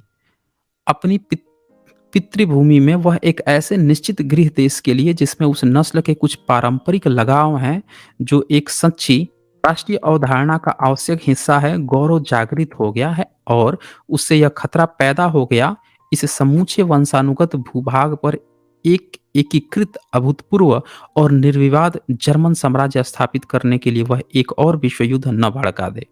जर्मनी की यह स्वाभाविक और तार्किक आकांक्षा अब लगभग पूरी हो गई है और वर्तमान में भी देश के कारक का महान महत्व एक बार फिर से पुष्ट हुआ है। यानी वो जर्मनी के प्रबल समर्थक थे। जर्मनी से इन लोगों को कोई दिक्कत नहीं थी, उसकी नाजीवादी फांसीवादी जो सोच थी उससे भी दिक्कत नहीं थी। आगे ये लिखते हैं कि निम्नलिखित हल सुझाया, गोलवलकर के दिमाग में अल्पसंख्यकों के सफाए के ये नाजीवादी और फांसीवादी प्रयोग साफ तौर पर थे।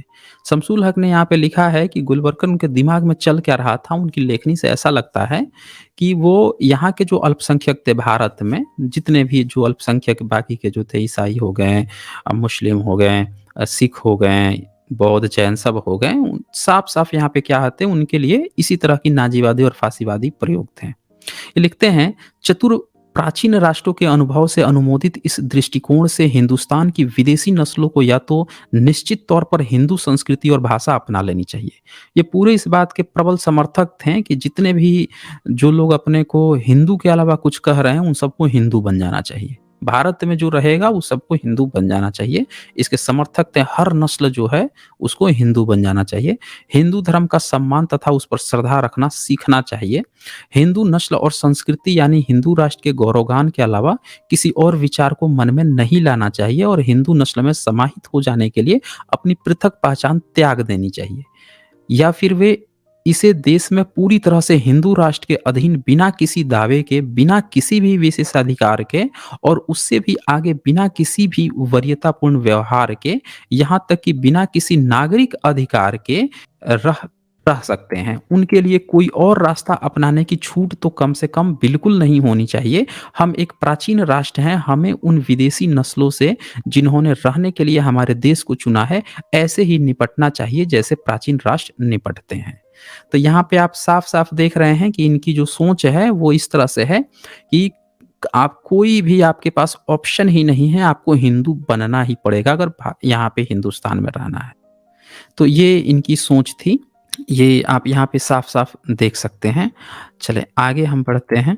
ये यहाँ पे भी आप देख रहे हैं, ये लिखते हैं टिप्पणी में जो शमशुल हैं डॉक्टर शमशुल वो लिखते हैं, गोलवलकर और सावरकर फ़िलिस्तीन के लोगों के खिलाफ यहूदियों का समर्थन करने के लिए जाने जाते हैं, लेकिन हम यहाँ पर पाते हैं कि वे न केवल हिटलर द्वारा यहूदियों के सफाए पर प्रसन्न हो रहे थे और इस जनसंहार का उत्सव मना रहे थे, बल्कि हिंदू राष्ट्र से अल्पसंख्यकों से मुक्ति पाने के लिए यही रास्ता अपनाने का आह्वान भी कर रहे थे। तो यहाँ पे दोनों बात आ गई साथियों कि ये लोग इससे ये पता चलता है कि न तो ये यहूदियों के समर्थक थे और न ही जर्मनी के, बल्कि ये उनकी दरिंदगी के समर्थक थे। इससे ये पता चलता है। क्योंकि फ़िलिस्तीन पर तो यहूदी जब अत्याचार कर रहा था, तो यहूदियों का ये समर्थन कर रहे थे और जर्मनी में जब हिटलर यहूदियों पर अत्याचार कर रहा था, तो ये हिटलर को समर्थन कर रहे थे। यानी कि ये हमेशा तानाशाह जो होते हैं, जो दरिंदगी करते हैं, उनके ये समर्थक थे। इससे ये कन्क्लूज़न निकलता है और यही कमोबेश बात जो है डॉक्टर शमसूल भी यहाँ पे बता रहे हैं। तो यहाँ पे भी एक बात साफ-साफ हो रही है दोस्तों कि जो दरिंदगी है, किसी को प्रताड़ित करना, उसके समर्थक थे बेसिकली।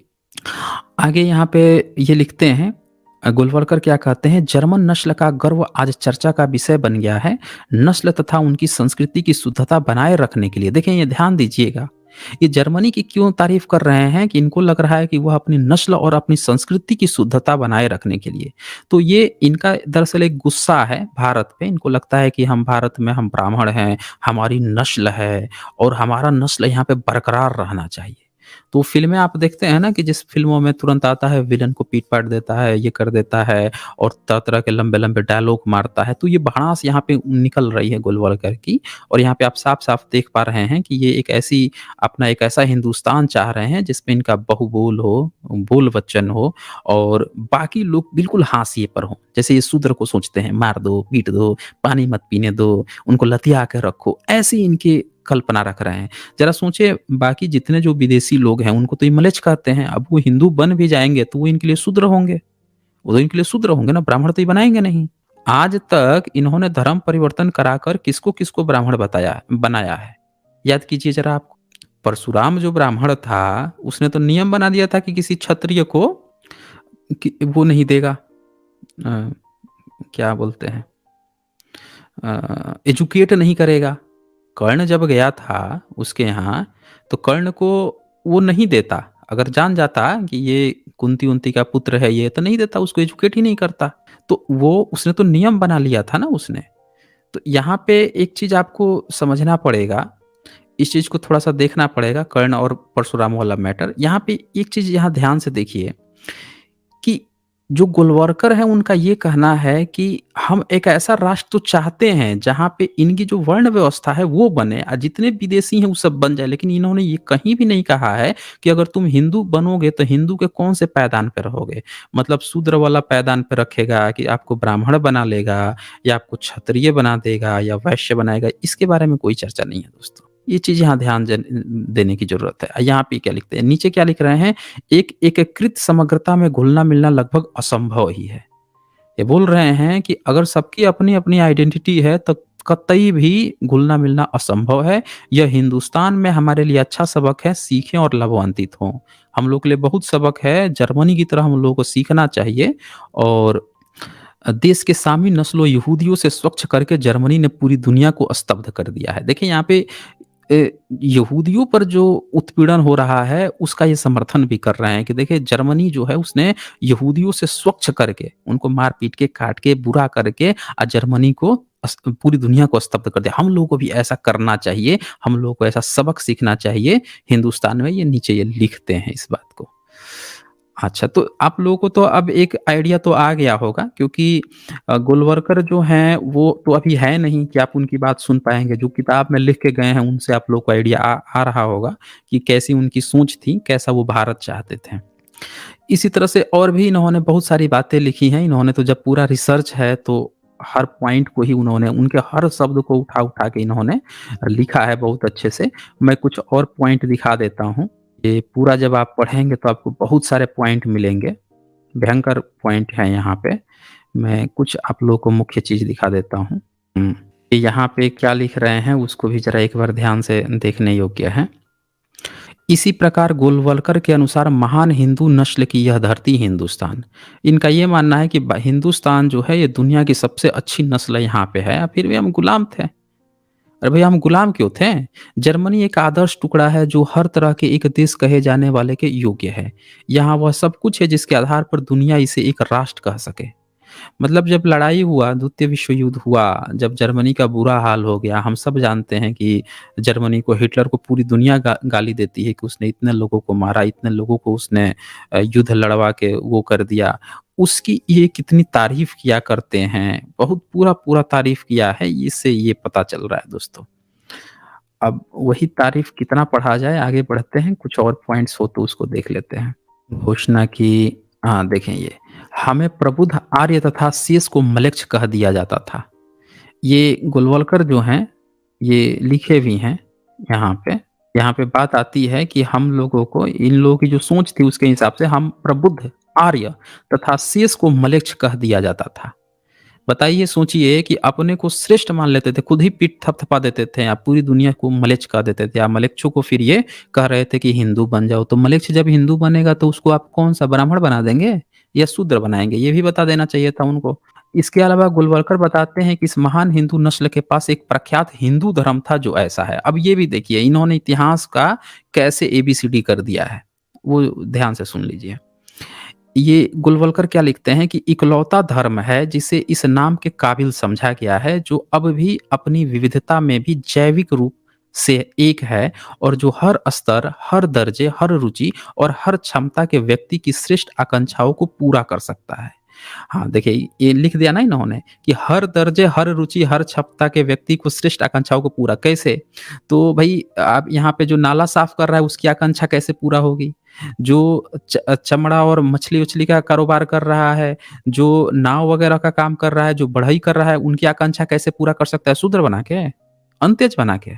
पानी पीने से रोक के, घी खाने से रोक के, मार-पीट के, कैसे उनकी पूरा कर सकता है भई? गोलवलकर जी, ये थोड़ा-सा लिखना चाहिए था ना। ऐसे लग रहा है कि ये हवा में तीर चला रहे हैं। आगे ये लिखते हैं, जिसे अपने सभी उपयोग में जीवन को महानतम दर्शन से संपन्न बनाया है, जो दैवीय आध्यात्मिक विद्वानों की अटूट श्रृंखला से पवित्र बनाया है। भैया ये आध्यात्मिक ज्ञान जो है, मंदिर में जाने पर तो आप लतिया देते थे, तो ये कहाँ था आप लोगों का दैवीय आध्यात्मिक विद्वान? एक धर्म जिसमें कोई भी साधारण मनुष्य न्याय संगत रूप से गौरवान्वित महसूस करेगा। आप देख लीजिए ये कितना बड़ा झूठ बोले हैं गोलवलकर। भाई आप जो है न्याय संगत रूप से कौन व्यक्ति यहाँ पे गौरवान्वित महसूस किया था? बाबा साहब महसूस किए थे? यहाँ के जितने एससी एसटी वर्ग थे वो महसूस किए थे? हैं? आप लोग स्त्री को जिंदा जला देते थे। तैमूर लंग लिख के गया है, देख के बेचारा वो दुनिया में इतने लोगों को मारा काटा, दुनिया का सबसे बड़ा दरिंदा कहा गया। अब बोला कि एक दिन हम देखे कि ये सब एक लड़की औरत को ले जा रहे थे, उस सिक्कड़ से पहना दिए, और जवान औरत थी, उसका पति मर गया था, उसको जिंदा उस पर कुछ खिला के भांग क्या कर दिए थे, और वो जैसे ही उसको बैठा दिए चलती हुई चिता पर, लगी जलने लगी चिल्लाने, और उसका जिंदा जो है मांस जो है गंध आने लगा। मैं तो डर गया बिल्कुल। उसके बाद से फिर कभी मैंने कसम खा ली कि मैं कभी फिर वो शमशान घाट नहीं देखने जाऊँगा इन लोगों का। जिंदा औरत को जला देते हैं सब ये। तैमूर लंग जैसा दरिंदा जो है वो ये बात लिख के गया यहाँ पे, अपनी जीवन जीवन कथा में लिख के गया है ये बात। अच्छा, तो ये यहाँ पे कैसे झूठ बोल रहे हैं कि कोई गौरवान्वित महसूस करेगा? अरे भैया आपने गौरव ही तो नहीं दिया है। पानी तक आप लोग नहीं पीते थे। जीवन के हर क्षेत्र, व्यक्तिगत, सामाजिक, राजनीतिक क्षेत्र में इस धर्म से संचालित इस नस्ल में एक ऐसी संस्कृति विकसित की है जो पिछली 10 शताब्दियों से मुसलमानों, यूरोपियों की घटिया संस्कृतियों के पतनशील मेल-जोल के बावजूद आज की दुनिया में सर्वश्रेष्ठ है। देखिए ये कितना बड़ा झूठ है दोस्तों। भाई यहाँ पे ये बोल रहे हैं कि मुसलमानों और यूरोपियन की घटिया संस्कृतियों से ज़्यादा इनका, भई आपने क्या दिया है इस देश को? क्षत्रिय जो है आज तक ये किताब नहीं लिखा था। क्षत्रिय जो है, कोई भी एक क्षत्रिय व्यक्ति जो है आज तक कोई एक धार्मिक अनुवाद आज तक नहीं किया है, ना वैश्य किया है। अशूद्र तो पूछना ही नहीं है, पढ़ने ही नहीं दिया आपने स्त्री को। यहाँ कैसे झूठ बोल रहा है ये व्यक्ति कि हर तरह के हमारी जो संस्कृति है, इस नस्ल ने एक ऐसी संस्कृति विकसित, भाई कौन से नस्ल की बात कर रहे हैं? आप सीधे लिख दीजिए कि हम ब्राह्मण नस्ल की बात कर रहे हैं, फिर हिंदू का चश्मा क्यों लगा रहे हैं यहाँ पे? हिंदू क्यों बोल रहे हैं? क्योंकि हिंदू में जब आप एससी, एसटी, ओबीसी को कंसीडर करते हैं, तो उनको तो आपने कभी पढ़ने ही नहीं दिया। कौन-सी संस्कृति विकसित की थी आपने? सीधे कहिए ना ब्राह्मण नस्ल की। तो ये आप यहाँ पे देख पा रहे हैं कि ये बेवकूफ़ बनाने वाली बातें हैं यहाँ पे गोलवलकर की, यही विचारधारा जो है लोग जाने-अनजाने में फ़ॉलो करते हैं। ये बोल रहे हैं नस्लीय स्तर में गिरावट आई है। इस तरह की बहुत सारी बातें इन्होंने लिखा है और मैं देखता हूँ कुछ और इम्पोर्टेंट हो तो वो दिखा देता हूँ मैं। बहुत सी बातें आई हैं। गोलवलकर की नस्ली सिद्धांत यानी उत्तर भारतीय ब्राह्मणों की श्रेष्ठता। देखें, यहाँ पे एक चैप्टर ही इन्होंने लिख दिया है डॉक्टर शमसुल ने। ये कहते हैं कि गोलवलकर की जो नस्ली सिद्धांत था उत्तर भारतीय ब्राह्मण की श्रेष्ठता, यानी दक्षिण ब्राह्मण के भी भारत से इनको खास कोई मतलब नहीं था। उत्तर भारत के ब्राह्मणों को ये खूब सर्वश्रेष्ठ ठहराने का बहुत ज्यादा वो किए हैं। ये देखिए यहाँ पे क्या लिखते हैं। आजकल संकर प्रजाति के प्रयोग केवल जानवरों पर किए जाते हैं। ध्यान से सुनिएगा ये जो गोलवलकर हैं, इनकी टिप्पणी है, ये अपने भाषण जो हैं इसमें क्या कहे हैं, इसको जरा ध्यान से सुन लीजिएगा। कह रहे हैं आजकल संकर प्रजाति यानी कि ये जो इंटरकास्ट मैरिज है उसके भी खिलाफ थे। गोलवलकर जो हैं इंटरकास्ट मैरिज के भी खिलाफ थे। यहाँ बोल रहे हैं कि इनकी नस्ल जो है बड़ा अच्छा संस्कृति पैदा की है। क्या लिख रहे हैं कि संकर प्रजाति के प्रयोग केवल जानवरों पर किए जाते हैं, केवल जानवरों पर किए जाते हैं, इंसान पे नहीं होने चाहिए। लेकिन मानवरों पर ऐसे प्रयोग करने की हिम्मत आज के तथाकथित आधुनिक विद्वानों में भी नहीं है। ये कह रहे हैं कि आज भी कोई विद्वान जो है उसकी इतनी हिम्मत नहीं है कि वो ऐसा प्रयोग करे, मतलब इंटरकास्ट मैरिज को ये खारिज कर रहे हैं। क्या लिख रहे हैं, अगर कुछ लोगों ने यह देखा भी जा रहा है तो वह किसी वैज्ञानिक प्रयोग का नहीं अपितु दैहिक वासना का परिणाम है। कह रहे हैं अगर ऐसा कोई कर रहा है तो वो जबरदस्ती जो है किसी का रेप उप कर लिया या उसमें वासना है कि उसके साथ हम ये कर लेंगे वो कर लेंगे, ऐसा चीज है, ऐसा नहीं होना चाहिए, इसके खिलाफ थे ये। आइए हम इस पर देखते हैं कि हमारे पुरखों ने इस क्षेत्र में क्या प्रयोग किए हैं। मानव नस्लों को क्रॉस ब्रीडिंग द्वारा बेहतर बनाने के लिए उत्तर के नंबूदरी ब्राह्मणों को केरल में बसाया गया। अब एक कहानी सुना रहे हैं, जरा ध्यान से सुनिएगा। क्या कह रहे हैं, उत्तर के नंबूदरी ब्राह्मणों को केरल में बसाया गया ताकि वहां पे ब्रीड करके अच्छी नस्ल पैदा कर सके। ये ब्राह्मण करेगा, नंबूदरी ब्राह्मण।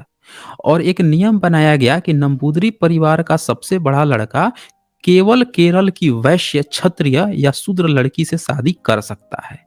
अब ये बोल रहे हैं कि हमने क्या किया कि नंबूदरी ब्राह्मण को केरल में ले जाकर बसा दिया और नियम बना दिया कि जो लड़का है नंबूदरी ब्राह्मण का, जो सबसे बड़ा लड़का है, उसको लड़की जो चाहिए वो किसकी लड़की होनी चाहिए, वो ब्राह्मण की नहीं बल्कि या तो क्षत्रिय की उठा के लाए या वैश्य की लेकर आए या शूद्र की लड़की लेकर आए। ब्राह्मण में नहीं करेगा, इन्हीं तीनों में से किसी को ले आएगा। ये लोग प्रयोग किए थे, ये बता रहे हैं। और क्या कर रहे हैं, एक और उससे भी अधिक साहसी नियम यह था कि किसी भी जाति की विवाहिता महिला की पहली संतान नंबूदरी ब्राह्मण से होनी चाहिए। लो भाई साहब, अब ये बता रहे हैं कि देखिए शर्म भी नहीं आती है इन लोगों को। ये देखिए क्या लिख रहे हैं कि जो ब्राह्मण है, किसी भी जाति की जो विवाहित महिला हो, वो पहला रात जो है किसके साथ गुजारेगी, तो नंबूदरी ब्राह्मण के साथ गुजारेगी, उसी से उसका बच्चा होना चाहिए। और ये बता रहे हैं कि इनकी दुनिया जो है, बाकी दुनिया की संस्कृति जो है घटिया है, इनकी संस्कृति बढ़िया है। यहाँ पे गोलवलकर ने साफ-साफ ये बात लिखा है कि नंबूदरी ब्राह्मण को केरल में बरसाया गया। वहाँ की जितने भी क्षत्रिय थे, वैश्य थे, शूद्र थे, सारी औरतें जो हैं उनसे ही इनकी शादी होती थी। और ये भी लिखते हैं कि कोई भी विवाहित महिला है तो उसका पहला बच्चा जो है वो ब्राह्मण ही पैदा करेगा, उसके अपने पति का भी हक नहीं है। ये देख लीजिए, ये लिखे हैं यहाँ साफ-साफ।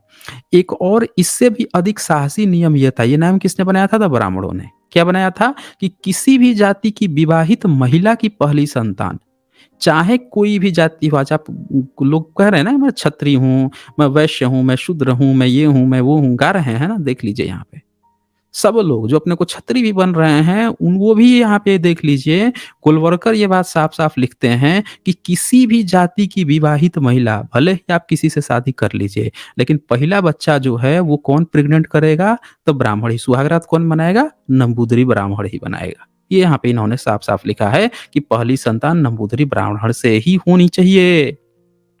और उसके बाद ही वह अपने पति से संतानोपत्ति कर सकती है।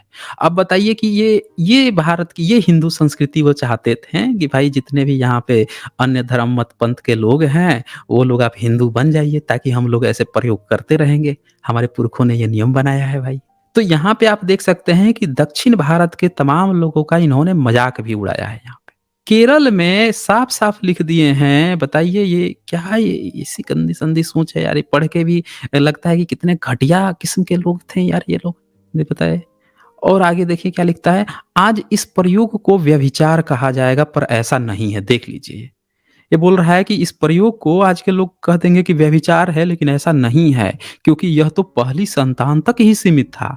अब ये व्यभिचार को भी ये बंदा सही ठहरा रहे हैं गोलवलकर को। तो लेकिन देखिए साथियों, जो लोग आप लोग ये पूछ रहे थे ना कि गोलवलकर की क्या विचारधारा थी और वो लोग बोल रहे थे कि क्या ये नफ़रत फैलाते थे कि नहीं फैलाते थे, तो ये देखिए ये इनकी विचारधारा थी। ये इस बात के सहमत थे कि भारत में किसी कोई भी जो जाति है, शादी किसी से भी कीजिए, सुहागरात पहला सुहागरात जो है ब्राह्मण ही बनाएगा, बच्चा जब तक हो जाए उसके बाद से ले जाइए अपनी बीवी को।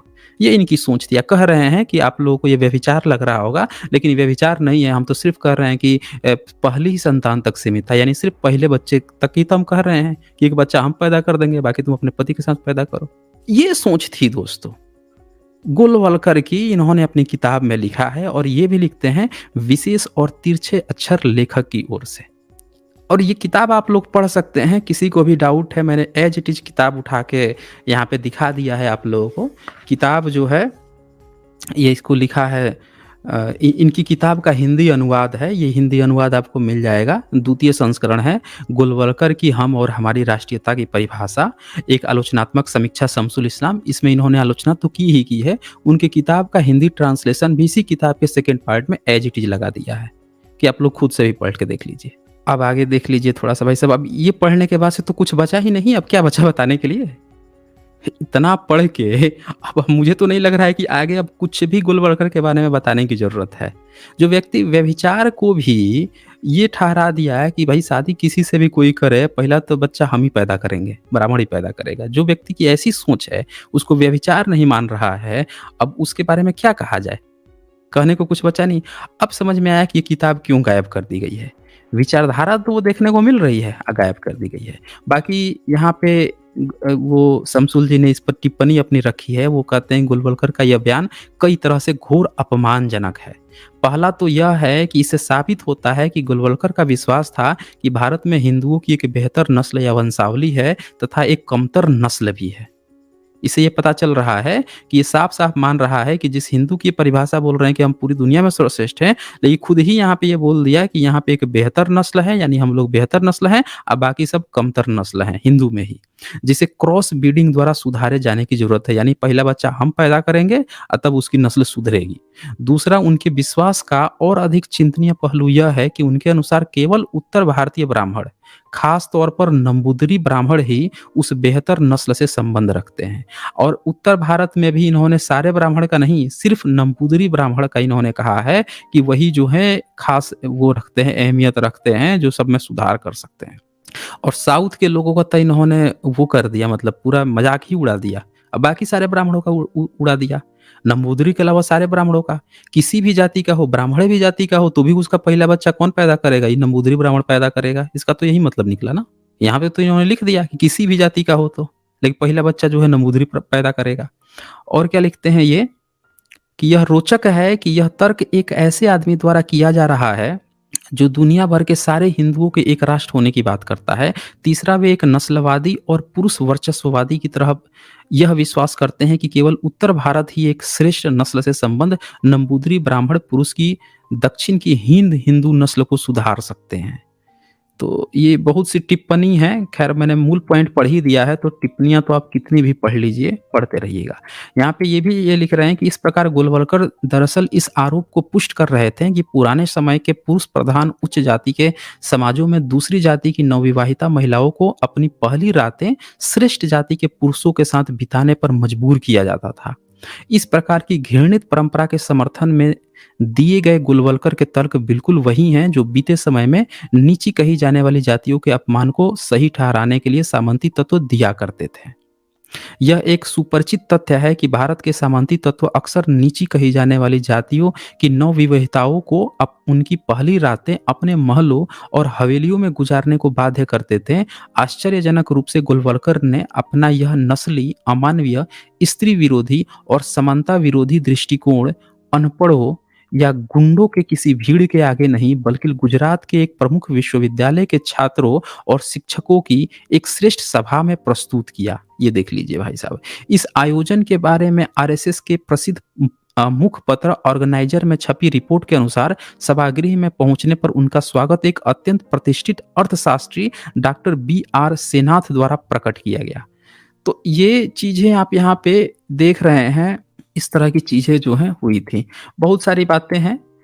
अब एक और चैप्टर है, यहाँ बहुत सारे चैप्टर हैं। ये किताब सबको पढ़नी चाहिए एक बार, क्योंकि मैं बार-बार, मेरा मानना है कि कोई भी व्यक्ति जो है आलोचना से नहीं बच सकता है। सबके बारे में जानना चाहिए, पढ़ना चाहिए, देख लेना चाहिए कि आपकी सोच कैसी है। ठीक है ना? ऐसी सोच है, देख लीजिए। अब यहाँ पे चैप्टर है जातिवाद से गोलवलकर का द्वितीय प्रेम। जातिवाद से इनको बहुत प्रेम था। बार-बार हिंदू, हिंदू कहते थे, या फिर हिंदू में ही क्या कह रहे हैं कि हिंदू में हम लोग जो हैं, इनका नंबूदरी ब्राह्मण जो हैं, वो बाकी जातियों का बच्चा, पहला बच्चा वो पैदा करेगा। व्यभिचार को जस्टिफाई कर रहे हैं। तो भैया काहे का हिंदू?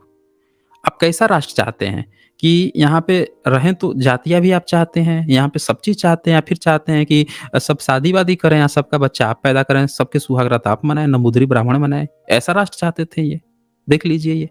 भाई क्या लोग थे यार, ऐसे-ऐसे लोग इस धरती पर पैदा हुए, मतलब सोच के मुझे शर्म आती है यार। कमेंट में ज़रा बताइएगा कि अगर किसी व्यक्ति का ऐसी सोच है, क्या वो विचारधारा, क्या ये भारत के लिए सही है? किसी भी राष्ट्र के लिए सही है? ये क्या मानवीय विचारधारा है ये? बताएँ? आगे इनका और एक बात दिखा देता हूँ, वे बहुत सारी बातें हैं, दिखाना इसमें तो ख़त्म ही नहीं होगा।